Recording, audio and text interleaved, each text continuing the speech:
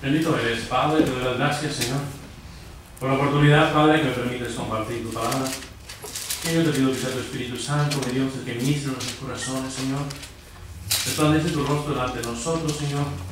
Y gracias, Padre, por esa gloriosa obra que está haciendo en el corazón de cada uno de nosotros, Padre.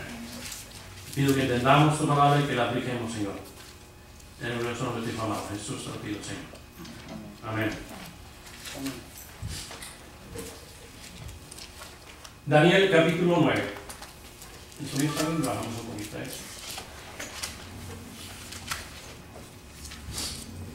La palabra de Dios dice así, en nombre del Padre, del Hijo y del Espíritu Santo.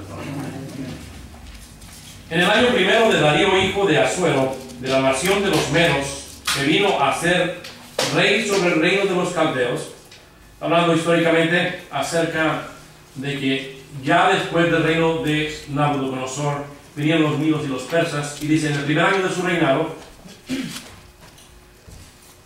yo, Daniel, miré atentamente en los libros el número de los años de que habló Jehová al profeta Jeremías, que habían de cumplirse las desolaciones de Jerusalén en 70 años. Podemos ver aquí un poco de la vida del profeta Daniel, que era un hombre dedicado al estudio de las Escrituras. Dice la palabra que él miró atentamente a los libros y vio el número de los años que debían de estar en cautiverio. Sabemos que el profeta Jeremías había hablado como más o menos como unos 100 años antes, esta profecía de que iban a ser llevados en cautiverio a Babilonia. Y él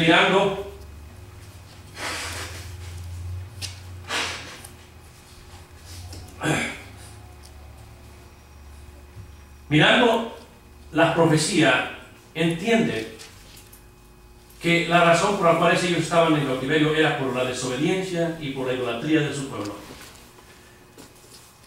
Dios le revela a Moisés que si el pueblo de Dios no obedecía lo que Dios había establecido para su pueblo iba a sufrir mucho. Y de hecho, el pueblo de Israel ha sido uno de los pueblos que ha sufrido demasiado. Porque tenía para escoger bendición y maldición. Si ellos hacían las leyes que Dios había establecido, tenían bendiciones. Pero si no las hacían, también había maldiciones. Y una de las cosas que ellos no observaron fue darle el descanso a la tierra. Cada 7 años tenían que darle un año de descanso a la tierra. Y no le hicieron eso a la tierra.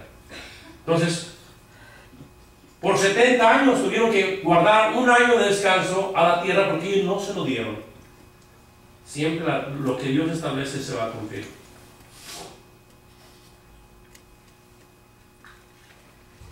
Entonces vemos aquí, escudriñando las Escrituras, podemos ver la importancia que nosotros también tenemos de estar atentos a lo que dice la palabra de Dios.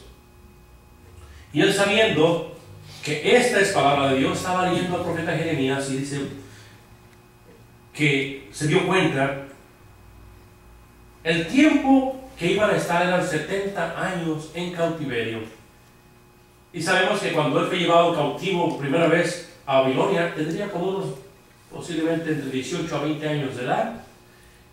Para ese tiempo, Daniel tenía fácilmente como unos 90 años de edad. Así que ya era un hombre ya de edad avanzada, pero todavía tenía la esperanza en que Dios iba a cumplir su palabra. Y volví mi rostro, dice, a Dios el Señor, buscándole en oración y ruego, en ayuno, cilicio y ceniza. ¿Qué le provocó hacer esto? La relación que él tenía con Dios. Al ver las Escrituras dice, Señor, pues tu palabra dice que 70 años iban a estar en cautiverio, Señor. Y los 70 años se están cumpliendo. Así que buscó y volvió su rostro delante de Dios. Y empieza a orar, a ayunar, para que Dios derramase su misericordia sobre ese pueblo. Y lo que me gusta es la oración que él hace delante de la presencia de Dios. Dice, y oré a Jehová mi Dios, e hice confesión diciendo, ahora Señor, Dios grande, digno de ser temido, que guardas el pacto y la misericordia con los que te aman y guardan tus mandamientos. Hemos pecado, hemos cometido iniquidad, hemos hecho impíamente y hemos sido rebeldes y nos hemos apartado de tus mandamientos y de tus ordenanzas. Podemos ver que él, viendo la desolación de su pueblo, viendo cómo había quedado en ruinas Jerusalén, y estando en cautiverio, y después de ya de 70 años de cautiverio, el profeta Daniel no culpa a Dios de ninguna de las calamidades que habían sucedido en el transcurso de su vida. Como hoy muchas veces la gente culpa a Dios de porque las calamidades que vienen en su vida. Yo diría, Daniel, si tu vida fue una vida que nadie podía encontrar una cosa mala delante de la gente, porque por eso se metió en problema, porque él guardaba de buscar a Dios y de darle la honra y la gloria a Dios donde quiera que él estuviera. ¿Se acuerdan cuando hicieron el edicto del rey de que nadie adorase a nadie, a ningún dios ni nada en un transcurso de un mes, y que el que lo hiciera iba a pagar con su vida? Y Daniel abrió las puertas de su recámara y se puso a orar 3 veces como lo hacía siempre, y por esa razón lo mandaron al foso con los leones, pero Dios se glorificó y lo salvó. Pero él ahí ahora está orando y dice, hemos pecado. Como nación entera hemos pecado, hemos fallado delante de Dios. Y muchas veces nosotros, en lugar de mirar hacia nosotros, estamos tan listos y dispuestos a mirar para el frente. Oh, mira el pecado de él, mira el pecado de fulano, y mira, y estamos apuntando con el dedo a todos y no nos fijamos verdaderamente cómo está nuestro corazón. Pero Daniel, comprendiendo eso, él se incluye en el grupo de su nación. Dice, hemos fallado, no hemos cumplido tus ordenanzas. No hemos obedecido a tus siervos los profetas que en tu nombre hablaron a nuestros reyes, a nuestros príncipes, a nuestros padres y a todo el pueblo de la tierra. ¿Se acuerdan cuando Jeremías empezó su ministerio? Dijo Dios, mira, te voy a mandar a un pueblo que no te va a recibir. Vas a ir a profetizar a un pueblo que no les vas a quedar nada bien cuando tú les hables. Y de hecho, cada vez que hablaba, se metía en problemas Jeremías. Al grado que último ya no había ni qué hacer. Lo metieron en un pozo que estaba ahí sin agua y lo dejaron ahí para que se muriera. Y después lo volvieron a sacar y todo. Pero lo importante es que él cree que la palabra de Dios es verdad. Que los escritos de Jeremías eran escritos inspirados por Dios. Para mí no hay nada. Él estaba viendo esto y dijo, es el tiempo. Es el tiempo de doblar nuestras rodillas a Dios y clamar por su misericordia, reconociendo que nadie escuchó la palabra de Dios. ¿Se fijan que qué fácil no es escuchar la palabra de Dios? La conocemos, la oímos continuamente, pero muchas veces hacemos caso omiso de la palabra de Dios. Tuya es, Señor, la justicia y nuestra la confusión del rostro. ¿Se fijan? No culpa a Dios. Tú, Padre Celestial, eres justo. Lo que ha venido a mi vida verdaderamente es justicia tuya, porque yo soy el que estoy equivocado. Yo soy el que quiero hacer mi voluntad. Yo soy el que me revelo delante de tu presencia. Y lo que pasa verdaderamente es el producto de la vida que yo llevo. Dice la palabra de Dios que todo lo que el hombre sembra, eso va a cosechar. No podemos sembrar jitomates y vamos a recibir chiles verdes. ¿No? Por eso es importante que veamos qué es lo que estamos sembrando en nuestra vida. Y hablando en general de todo. ¿Qué estamos sembrando en nuestra relación de esposos con esposas? ¿Qué sembramos en nuestra relación de madre o padre con los hijos? ¿Qué estamos sembrando? Porque lo que uno siembra, eso cosecha uno. No lo podemos evitar, es una regla de Dios. Imposible de cambiarla. Así que no culpa a Dios en lo más mismo, Señor. Nosotros somos los confundidos. Nosotros nos hemos rebelado, nosotros no hemos atendido a tu palabra. Dice, como en el día de hoy lleva todo hombre de Judá, los gobernadores de Jerusalén y de todo Israel, los de cerca y los de lejos, en todas las tierras a donde los has echado, a causa de su rebelión, con que se rebelaron contra ti. ¿Te fijas? En el hombre hay una rebeldía natural en contra de Dios. Nuestra naturaleza es una naturaleza pecadora que se revela a no hacer la voluntad de Dios. Por donde quiera podemos ver eso. Y lo podemos experimentar en nuestra propia vida. Entonces el apóstol Pablo decía, yo sé hacer lo bueno y no hago lo que es bueno. Hay una lucha interna de mi carne que se revela a hacer la voluntad de Dios. Llega el momento en que se desespera el apóstol Pablo y dice, desdichado de mí, ¿quién podrá con esta carne de pecado? Pero luego descansa en la obra terminada de Cristo Jesús. Amén. Señor, gracias. Que puedo descansar en ti porque tú eres el perfecto. El que ha hecho posible que hoy en día me goce de una salvación que no merezco. Pero al descansar en Él, descansamos de nuestras obras y ponemos nuestra voluntad a la voluntad de Él. No es, ok, Señor, ya gracias y sigue haciendo mi voluntad, porque entonces no es lo que Dios quiere en nuestras vidas. Oh Jehová, nuestra es la confusión de rostro de nuestros reyes, de nuestros príncipes y de nuestros padres, porque contra ti pecamos. De Jehová nuestro Dios es el tener misericordia y el perdonar, aunque contra Él nos hemos rebelado. Tenía un concepto bien claro del tipo de relación que tenía con Dios. Él es justo, pero también Él es misericordioso. Y también es el que perdona todas mis iniquidades. Lo acabamos de leer en el Salmo 103. ¿De quién es la gloria y la honra? De Dios. Y no obedecimos a la voz de Jehová nuestro Dios para andar en sus leyes que Él puso delante de nosotros por medio de sus siervos los profetas. Y podemos ver algo que me gusta, porque Daniel no se creía profeta. De tu siervo los profetas. Pero nos damos cuenta que Dios le dio unas revelaciones tremendas a Daniel. Pero dice, de tu siervo los profetas. La humildad de Él. Tú me hablas a mí, tú me has dado algo grande para poder revelar sueños, cuando Dios le hablaba a él y escribió todo esto, él no sabía exactamente qué es lo que... Ahora sabemos que él hubo profetas que fue usado grandemente por Dios, pero él se refería a los anteriores a él. Todo Israel traspasó tu ley, apartándose para no obedecer tu voz. Tu voz.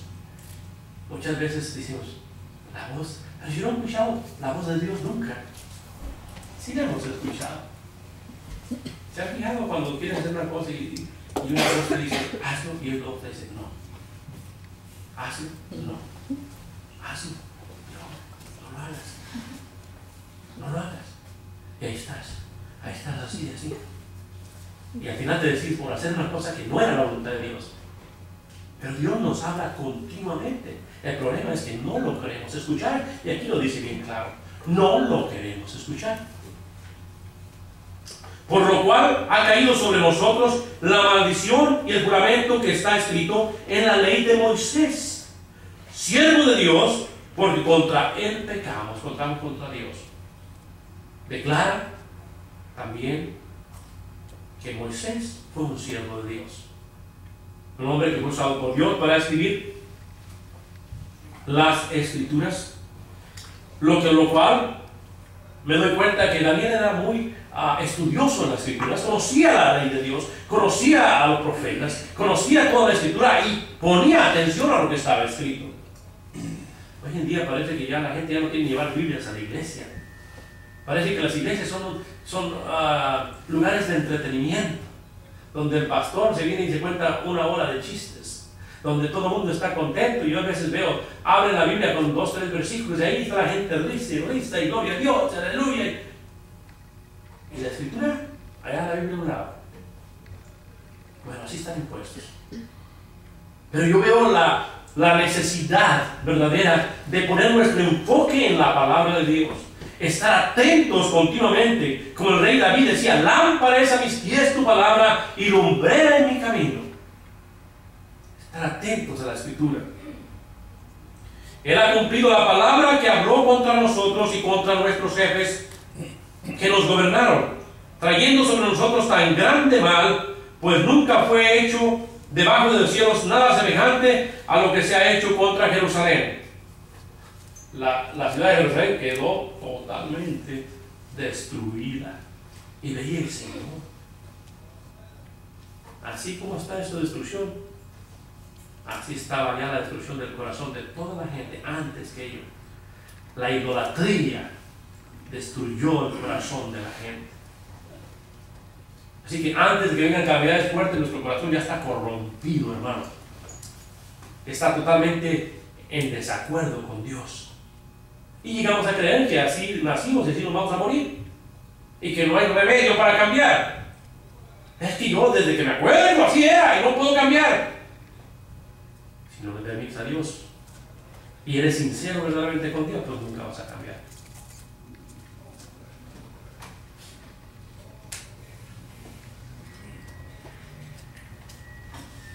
Conforme está escrito en la ley de Moisés, todo este mal vino sobre nosotros y no hemos implorado el favor de Jehová nuestro Dios para convertirnos de nuestras maldades y entender la verdad. ¿Se fijan? ¿Cuál es otro problema? No imploraban el favor de Dios para que hubiera una conversión verdadera de corazón. Nuestro corazón tiene que convertirse a la voluntad de Dios, no hay otra manera. Nuestro corazón debe ser cambiado. Dice Jeremías decía: y pondré en el corazón de ellos un corazón nuevo, en el cual pondré la palabra de Dios escrita en las tablas de su corazón. Por tanto, Jehová veló sobre el mal y lo trajo sobre nosotros, porque justo es Jehová nuestro Dios en todas sus obras que ha hecho, porque no obedecimos su voz. Justo es Jehová en todo, en todo. Mucha gente dice: bueno, ¿y qué tal de aquella gente que no escuchó a Dios? ¿Se va a ir al infierno? La palabra de Dios, que Dios es justo. Y si alguien puede juzgar con justicia, es Dios. ¿Se lo dejamos a Dios? Hay cosas que no sabemos cómo Dios va a hacer. Dios lo va a hacer de una manera diferente. Pero eso sí, nadie va a poder decir que Dios es injusto. Porque Él es el único que puede juzgar con plena justicia, porque conoce todo. Todo está descubierto delante de su presencia.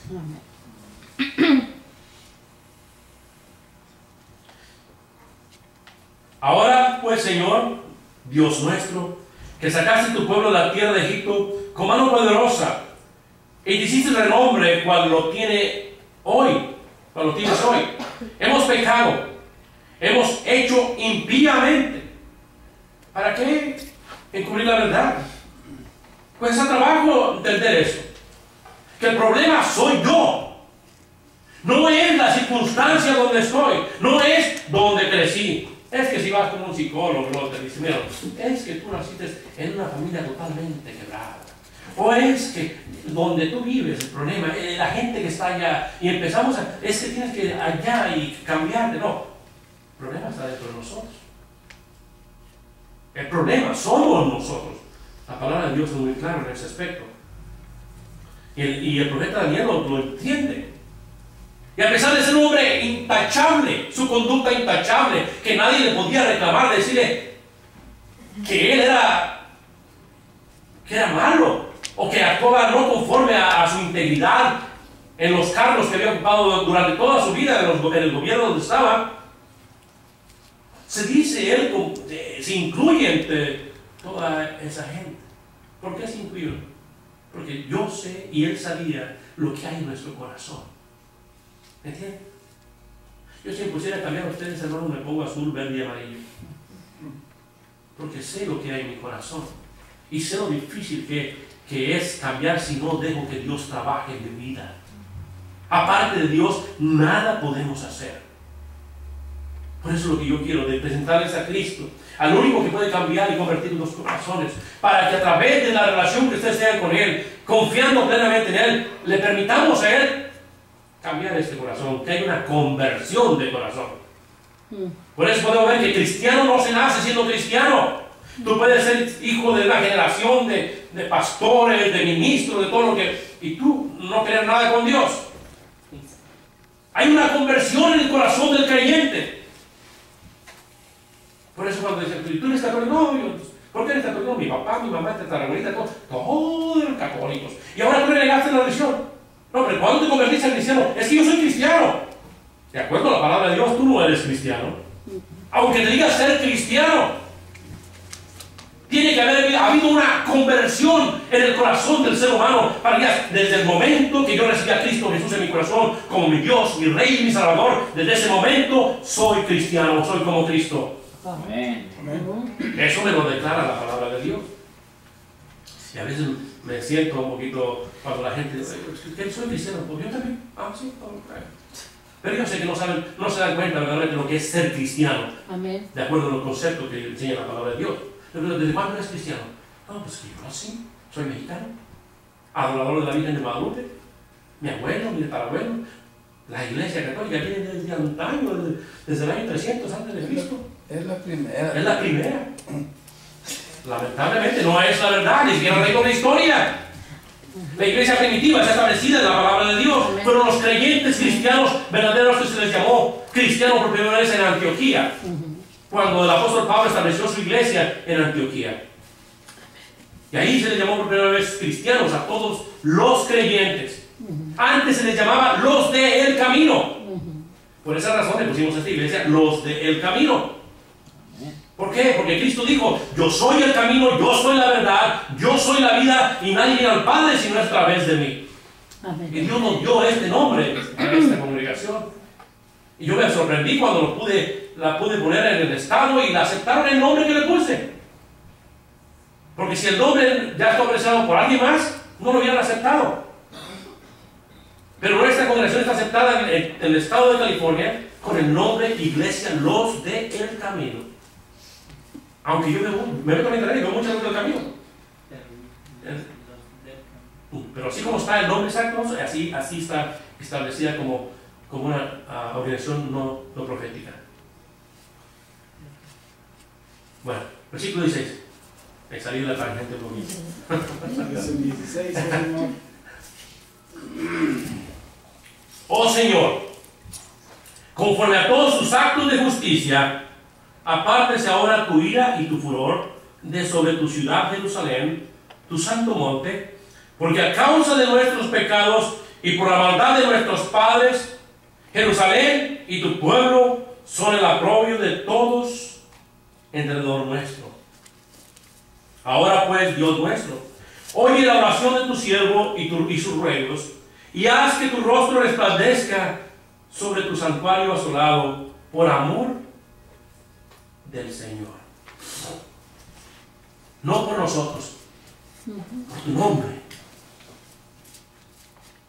Porque esa nación es nombrada por ti.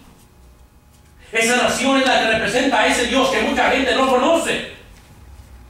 Resplandece tu rostro en esa ciudad de ruinas, no por nosotros, sino por qué van a decir de ti la gente. Ese clamor debería ser también en nuestra vida. Señor, resplandece tu rostro delante de mí por tu nombre, Señor. Porque muchas veces yo no soy el ejemplo que debería de ser.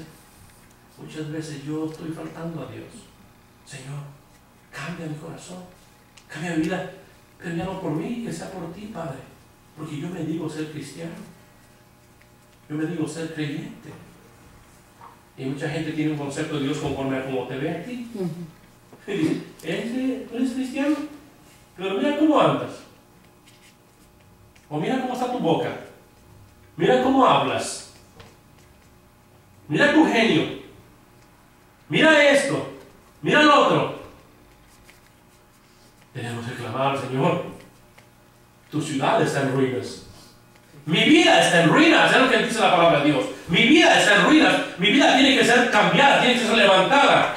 Conforme a tu misericordia y conforme a tu nombre, resplandece tu rostro delante de mí, Señor. Para que la gente cuando vea diga, gloria a Dios. Ese Dios yo quiero conocerlo. Inclina, oh Dios mío, tu oído y oye. Abre tus ojos y mira nuestras desolaciones y la ciudad sobre la cual es invocado tu nombre, porque no elevamos nuestros ruegos ante ti confiados en nuestras justicias, sino en tus muchas misericordias. Señor, perdóname, Señor. No es mi justicia. ¿Qué tengo? ¿Qué tenemos, hermano, de justicia nosotros? Y somos una pura llaga podrida todos nosotros, hermano. En realidad esto es un hospital espiritual, hermano. Todos venimos cargando una llaga podrida que debe de ser cambiada. Y dice, por tu nombre, Señor, por tu misericordia, Padre, resplandece tu rostro delante de mí. Oh Señor, perdona, presta oído, Señor, y hazlo. No tardes por amor de ti mismo. Dios mío, porque tu nombre es invocado sobre tu ciudad y sobre tu pueblo. Tu nombre es invocado sobre tu ciudad y sobre tu pueblo. Cristiano es como Cristo. Nosotros somos embajadores de Cristo donde quiera que nosotros estamos.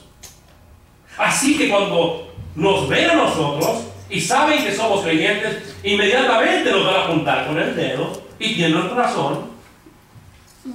Porque aunque no conocen la palabra de Dios, saben que el cristiano verdadero vive una vida diferente. Amén. ¿Se fijan que el padre nos apunta con el dedo? Y que es vergonzoso cuando una persona que no conoce a Dios le dice, ay Dios mío, perdóname. Y Dios no nos manda para que nos diga, ¿verdad? Aún estaba hablando y orando y confesando mi pecado y el pecado de mi pueblo Israel, y derramaba mis ruegos delante de Jehová mi Dios por el monte santo de mi Dios. Lo que me gusta aquí, vamos a ver que el profeta Daniel no más se puso 5 minutos y oró, ya se ve. Dice que todavía está orando y todo esto, rogando a Dios. Pero Daniel se tardó 21 días orando. ¿Se ven que nosotros ahora ya estamos impuestos al microwave, telegramas, y ahora al text message, un mensajito a Dios? Pero aquí Daniel oró. Daniel se doblegó su corazón por 21 días, estuvo ahí, clamando a Dios, incluyéndose en el pecado de su nación. Dice, y aún estaba orando, pues estaba hablando en oración, cuando el varón Gabriel, a quien había visto en la visión al principio, volando con presteza, vino a mí, como a la hora del sacrificio de la tarde. Para que no dijeras que estabas dormido, que habías comido unos tamales, y te hicieron daño los tamales, pero estoy viendo visiones, por eso. No, en la tarde, después de la hora del sacrificio, ahí estaba presente Gabriel. Ese Gabriel, cuando lleguemos vamos a ir a conocer a Gabriel un día. Dios nos sobra para llevar, lo presentó con la Virgen María también, el mensaje de la venida de su Hijo. Es un verdadero muy bueno que es ese Gabriel. Como que el Señor lo tiene aquí a su mano derecha. Y Gabriel, por favor, dile ahí, habla con Daniel. Dice lo que le dice. Y me hizo entender y habló conmigo diciendo, Daniel, ahora he salido para darte sabiduría y entendimiento. Al principio de tus ruegos fue dada la orden, y yo he venido para enseñártela, porque tú eres muy amado. Qué hermoso. Qué hermoso cuando Dios ve a alguien y dice, ese hombre es muy amado. ¿Se acuerdan cuando Job también? Cuando le dice Job, ¿no has visto a mi siervo Job, que no hay uno igual en toda la tierra como él? Que pasan a la historia sabiendo que eran hombres amados, amados por Dios.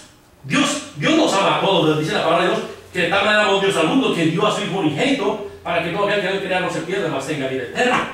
Hay un amor para todos nosotros, pero hay un especial amor cuando Dios dice, Daniel, tú eres amado de Dios. Y desde el momento que tú te hincaste, dijo Dios, ve a darle este mensaje a Daniel. Al principio de tus ruegos fue dada la orden y yo he venido para enseñártela, porque tú eres muy amado. Entiende pues la orden y entiende la visión.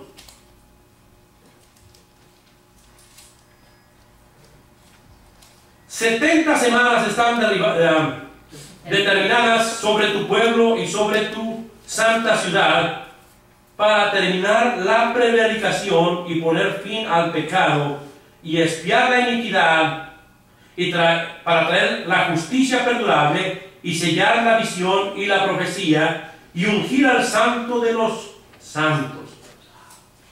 70 semanas. La palabra semana en realidad es el número 7.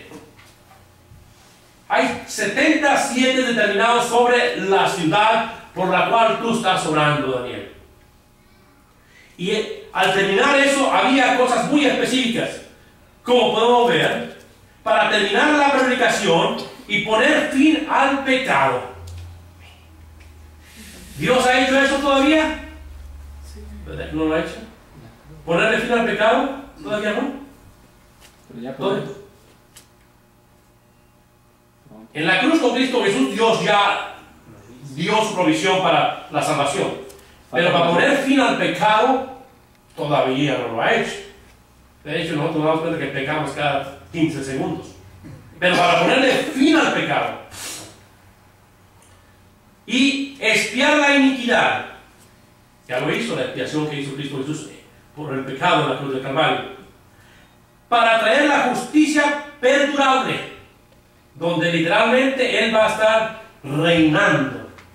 Por eso dice en Apocalipsis capítulo 19, dice que lo vemos venir en un caballo blanco, con un nombre escrito que dice Rey de Reyes, Señor de Señores, y vendrá literalmente a reinar sobre la tierra.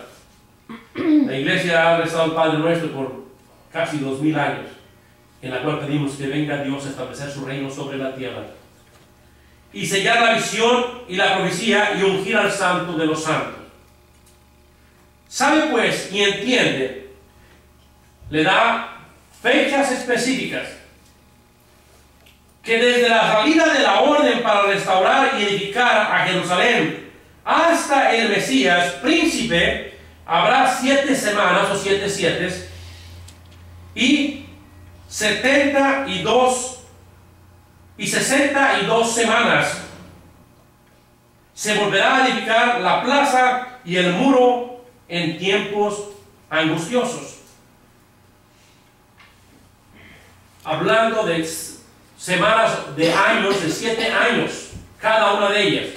Pero era específico desde el momento en que se diera la orden de reconstruir Jerusalén. Desde ese momento empezaba el reloj profético a funcionar. Para esto todavía faltaban por lo menos casi unos 80 años después de que Daniel estaba escribiendo esta profecía.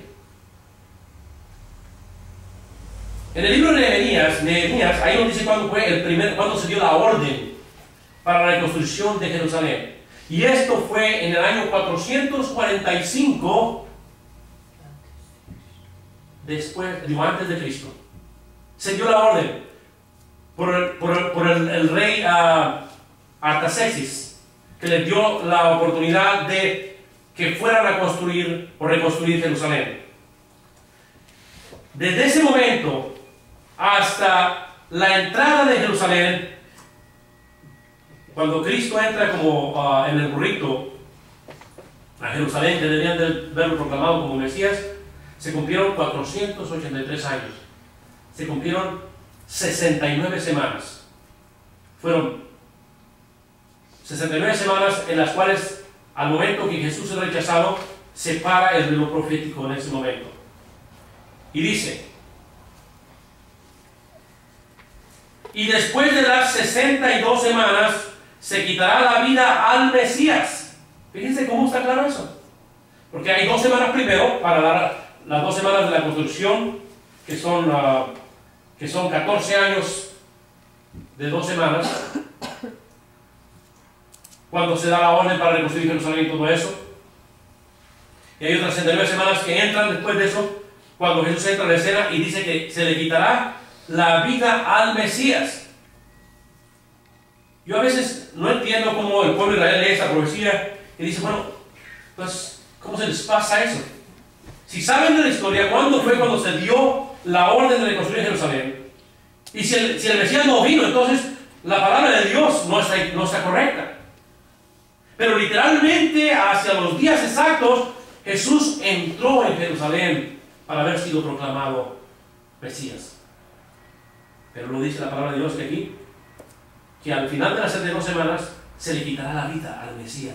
Al ungido de Dios se le quitará la vida. Y nosotros hoy en día sabemos que eso sucedió.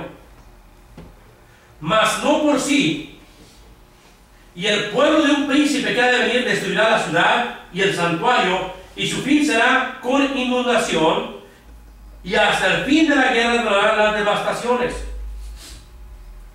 Sabemos hoy en día que la ciudad de Jerusalén fue devastada. En el año 70 después de Cristo, un capitán romano llamado Tito destruyó la ciudad de Jerusalén y el templo.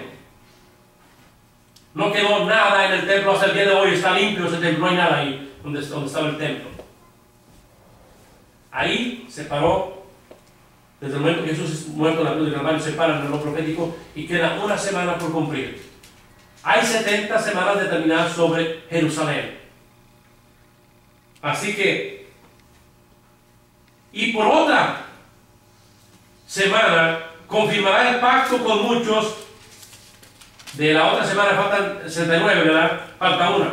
Y en esa semana dice: por otra semana confirmará el pacto con muchos, y a la mitad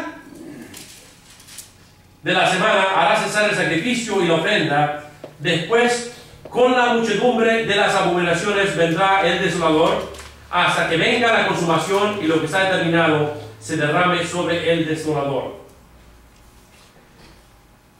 La semana que falta dice del príncipe que ha de venir. ¿De dónde viene el anticristo?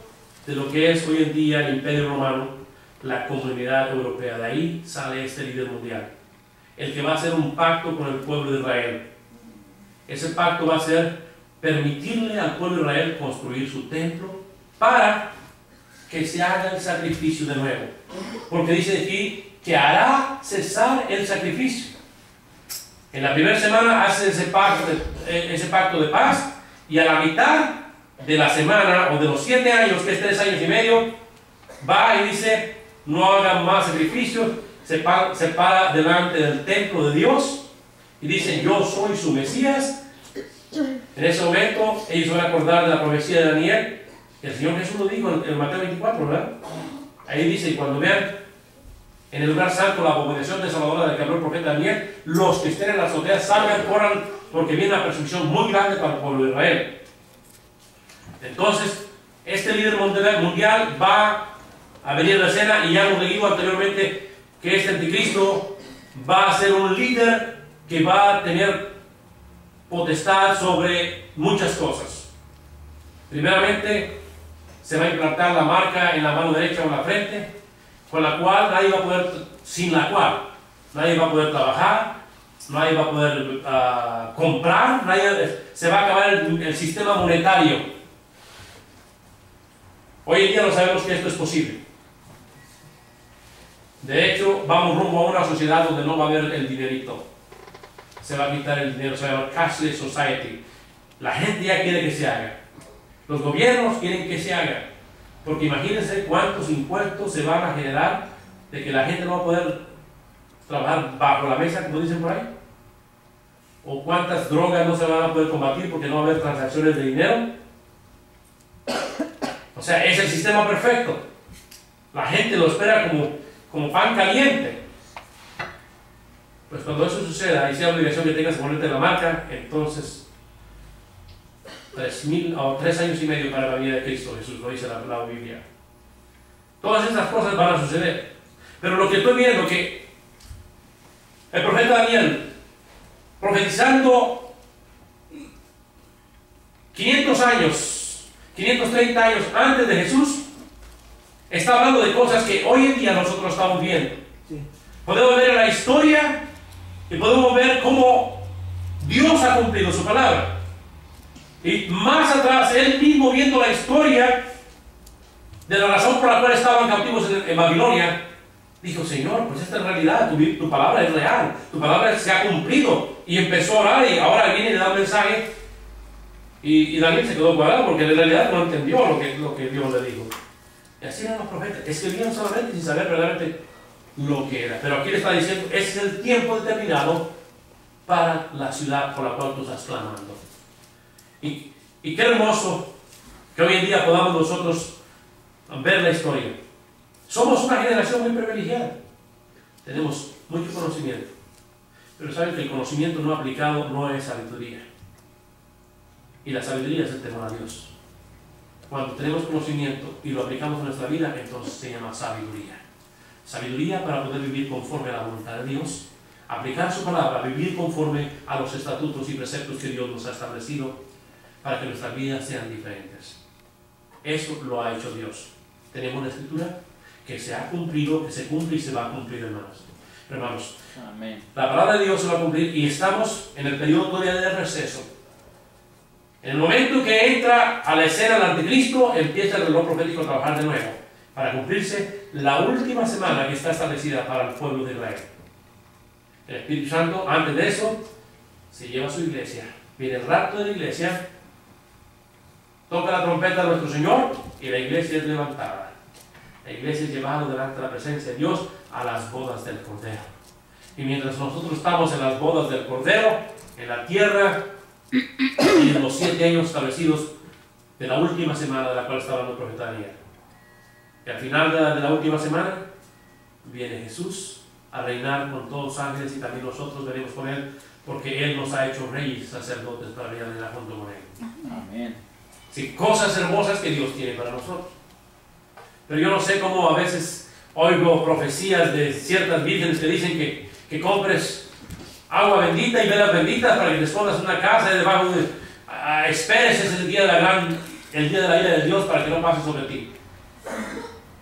Qué triste, cuando deberían de enseñar al pueblo a salvarse hoy, que puedan irse al toque de la trompeta con nuestro Señor Jesucristo, porque allá en el cielo no hay ninguna denominación, en el cielo solamente hay creyentes.